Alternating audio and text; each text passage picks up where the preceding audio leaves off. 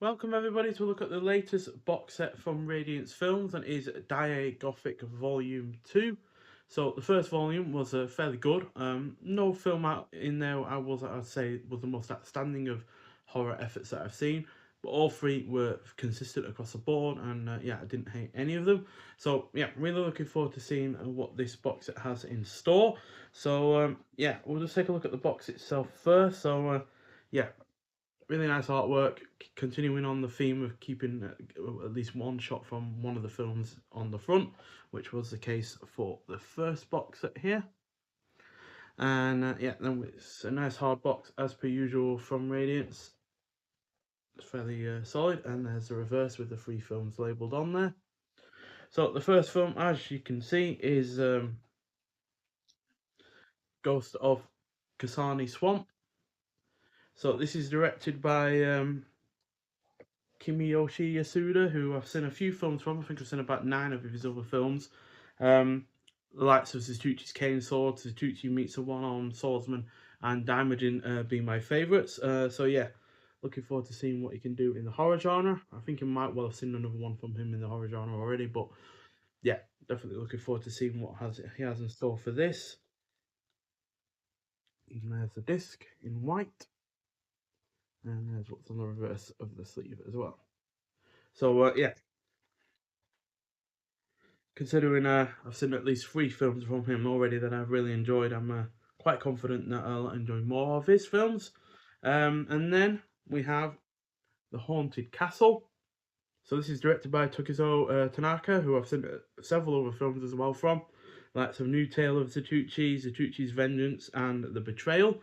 The Betrayal being one of 3 films that Radiance Films have released from this director before, one of which was also in the Daiei Gothic Volume 1 box set, which was The Snow Woman, which was a really, really good effort in that box set. So yeah, looking forward to seeing this one, and especially since he's also doing the 3rd film in this box set, Demon of Mount Oe. So yeah, again, we're going to be seeing 2 films from Tanaka. I would have liked a 3rd different director, just like the first box set had 3 different directors in that across the 3 films. But still, it'll be interesting to see what Tanaka can do again in another horror film, being my 3rd one from Radiance that he's done so far. And yeah, we also have a really rather nice booklet with this release as well, which has shots from the films. I'm not sure which ones. I have not yet seen them. But yeah, inside we have cast and crew for each of the individual films.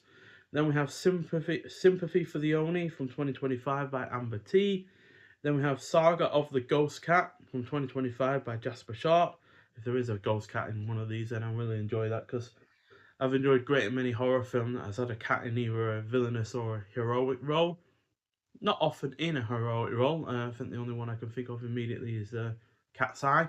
But obviously, even in a villainous role, they are still adorable and yeah, really fun to watch. You know, you look at Lucio Fulci's The Black Cat, or Shadow of the Cat, and yeah, Eye of the Cat as well. So yeah, really looking forward to whichever film has the cat in it. And then we've got Sins of the Fathers from 2025 by Tom Mez. The Goblin of Oema from 1914 by F. Hadland Davis. Then The Vampire Cat, also from 1914 by F. Hadland Davis.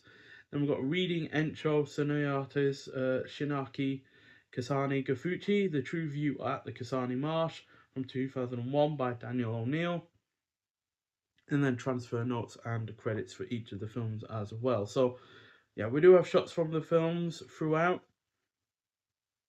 And I have just found the cat, in fact, which looks absolutely cute as anything, even though he's hissing, or he or she is hissing their head off.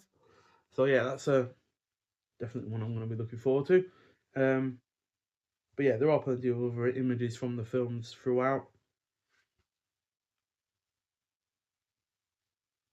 But again, not sure which ones are from which. Obviously, this one I know is from the 3rd and final film, because it's got the same mask on it as it was on the cover. But yeah, in terms of transfer notes and credits, all 3 films were scanned in 4K resolution at Imagika Laboratory in Tokyo, Japan. The films were restored by Radiance at Heavenly Movie Corporation using the Phoenix system to remove dirt, debris, scratches, and other damage to the image. Colour grading was performed using DaVinci Resolve. Audio restoration was performed using Isotope. The films are presented in their original aspect ratios with original mono audio. So I think it says the aspect ratios on the little card you get, that is part of the box when it's got cellophane over it. So yeah, their aspect ratios are 235 to 1. So yeah, adjust your screens accordingly if they don't fit the aspect ratio of each of the films properly. So yeah, really looking forward to watching all three of these. Obviously, it's come out at the perfect time because obviously it's spooky season at the moment during October. So yeah, any horror film that is newly released to Blu-ray is easily going to be something that I'm going to be excited for. I think it's been about a year or just under a year since the first box set came out. So yeah, been waiting plenty long enough to finally get a second box set. I'm really glad they have done because, like I said, the first one was consistent across the board in terms of the films being entertaining and enjoyable. So hopefully that is the case, if not more so, with these three films.